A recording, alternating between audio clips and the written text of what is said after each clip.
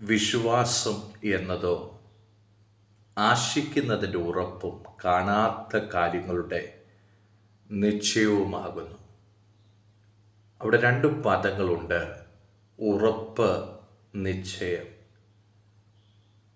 ഭക്തന്മാരുടെ ജീവിതം പരിശോധിച്ചപ്പോൾ ദൈവവചനത്തിൻ്റെ അടിസ്ഥാനത്തിങ്കൽ മനസ്സിലാക്കുവാൻ കഴിഞ്ഞത്, അവരുടെയൊക്കെ ജീവിതത്തിനകത്ത് അവർ പ്രാപിച്ച ഉറപ്പ്, അവരുടെ നിശ്ചയം സ്വർഗീയമായ വിഷയങ്ങളോടുള്ള ബന്ധത്തിങ്കലായിരുന്നു.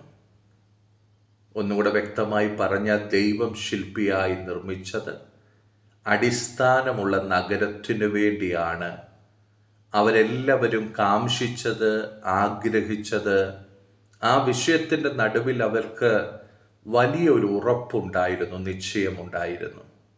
അതുകൊണ്ട് തന്നെ പലരും അവർ ഈ ഭൂമിയിൽ പരദേശികളാണ് എന്ന് മനസ്സിലാക്കിക്കൊണ്ട് ശ്രേഷ്ഠകരമായിട്ടുള്ള ഒരു ദൈവത്തിൻ്റെ ഹിതം അവരുടെ ജീവിതത്തിൽ വെളിപ്പെടുവാനുണ്ട് എന്ന് തിരിച്ചറിഞ്ഞുകൊണ്ട് വിശ്വാസത്തിൽ അവരെല്ലാം മരിച്ചു എന്ന് ദൈവവചനത്തിനകത്ത് കാണുവാൻ കഴിയുന്നു. ഇന്ന് എന്നെ കേൾക്കുന്ന ഓരോരുത്തരോടും ദൈവത്തിൻ്റെ വചനത്തിന് ചോദിക്കുവാനുള്ളത്, നിങ്ങളുടെ വിശ്വാസ ജീവിതത്തിനകത്ത് ഈ ഒരു ഉറപ്പും പ്രത്യാശയും നിശ്ചയവും പ്രാപിക്കുവാൻ കഴിഞ്ഞിട്ടുണ്ടോ?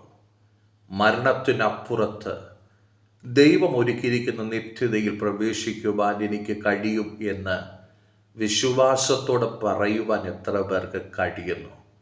അങ്ങനെ ഒരു ജീവിത സാഹചര്യത്തിൻ്റെ നടുവിൽ അങ്ങനെ ഒരു തീരുമാനത്തിൽ ഉറയ്ക്കുവാൻ കഴിയുന്നില്ലെങ്കിൽ, അങ്ങനെയുള്ളവരോട് ദൈവത്തിൻ്റെ വചനത്തിന് ഓർമ്മപ്പെടുത്തുവാനുള്ളത്, നിങ്ങളുടെ ജീവിതത്തിലും ആ ഒരു പ്രത്യാശ നൽകുവാൻ, നിങ്ങളുടെ പാപത്തിൻ്റെ പരിഹാരത്തിനു വേണ്ടി 2000 പല വർഷങ്ങൾക്ക് മുമ്പ് കാൽവറിയിൽ മരിച്ചു അടക്കപ്പെട്ട് ഉയർത്തെഴുന്നേറ്റ യേശു കർത്താവിന് നൽകുവാൻ കഴിയും.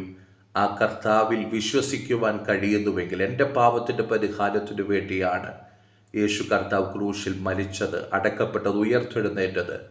ആ യേശുവിനെ നിങ്ങളുടെ കർത്താവായിട്ട്, നിങ്ങളുടെ രക്ഷകനായിട്ട് അംഗീകരിക്കുവാൻ കഴിയുന്നുവെങ്കിൽ, മരണത്തിനപ്പുറത്തുള്ള ആ വലിയ നിത്യത ദൈവം നിങ്ങളുടെ ജീവിതത്തിൽ ഒരുക്കി തന്ന് അനുഗ്രഹിക്കും എന്ന് വചനഹൃദ്യമായി ഓർമ്മപ്പെടുത്തുക. ഈ പ്രത്യാശയോടെ ജീവിക്കുക.